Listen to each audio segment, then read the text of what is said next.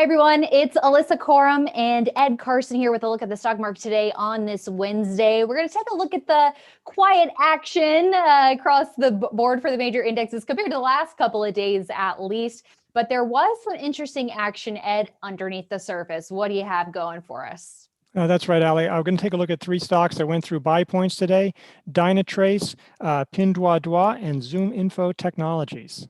That's right. And we'll also touch on some action that we're seeing after hours related to some earnings reports. But here's a look at the NASDAQ, closed roughly flat for the day. The S&P 500 and the Dow up 0.1% apiece, while the Russell gained 0.4%. So, Ed, it ended up being a pretty quiet day for the NASDAQ after two strong gains in a row that followed a pretty sharp string of losses. So we're finally quieting down a little bit, it seems. Yeah, I mean, this is fine. I mean, there was some movement. Chips had not such a good day, and a couple other stocks, but there was a lot of good action as well. So moving sideways would be great for a while.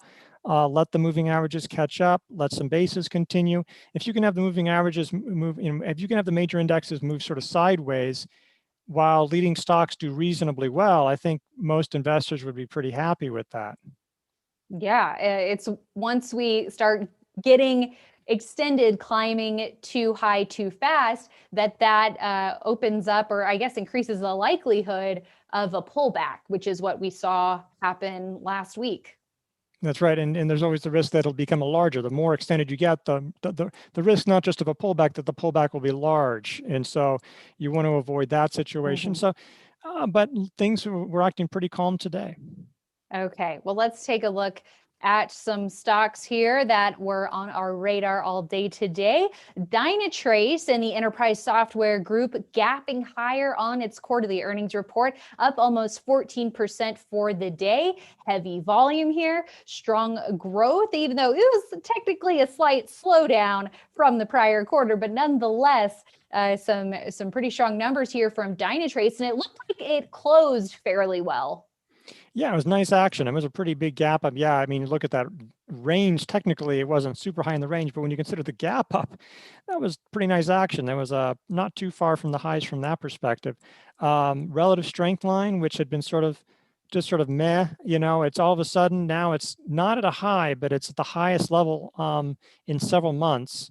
So that's a positive, getting above that, yeah, from the prior high.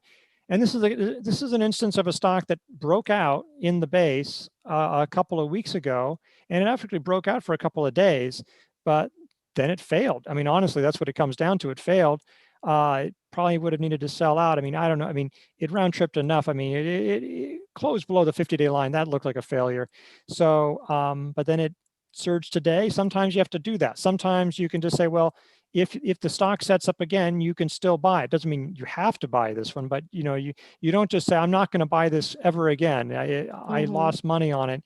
You can sometimes turn around and say, you know what, this is looking really strong now. I'm going to get into it.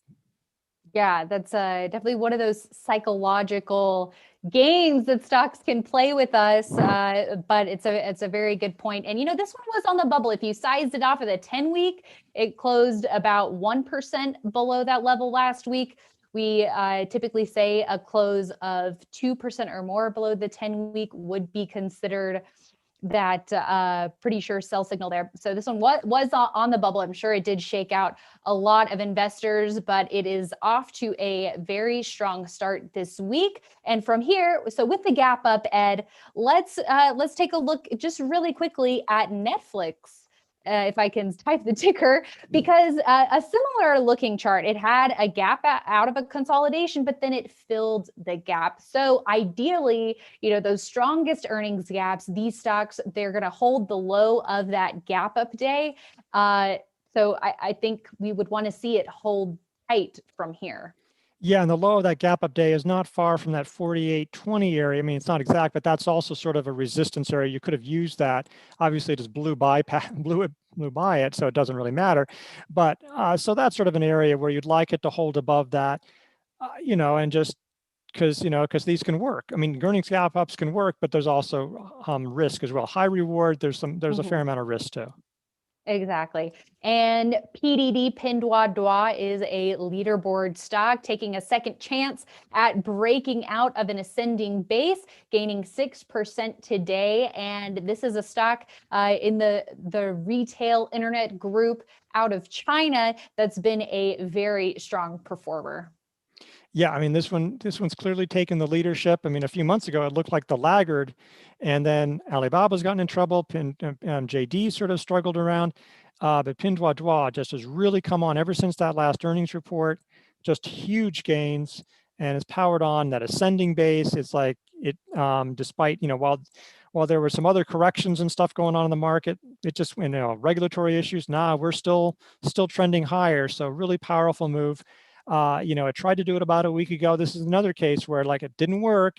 And it would have been understandable if you'd gotten shaken out because it was so brief. We're still calling this, I think, buy point valid. This is a leaderboard stock. I think we added to this position today because it was doing so well. And the relative strength line is at a record high or essentially at a record high. So a lot of positive action in this one.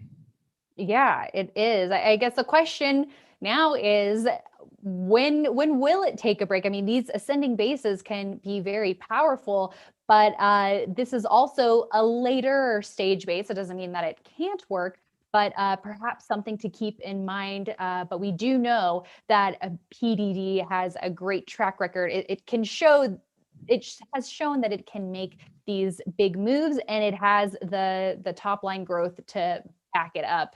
And let's take a look at ZoomInfo, relatively new issue, Ed. Had a run initially that was pretty brief out of the IPO, but then it's really just bided its time. Now it has formed an official base. And we were talking about this one yesterday with the nice upside reversal, and it tacked on another strong gain today.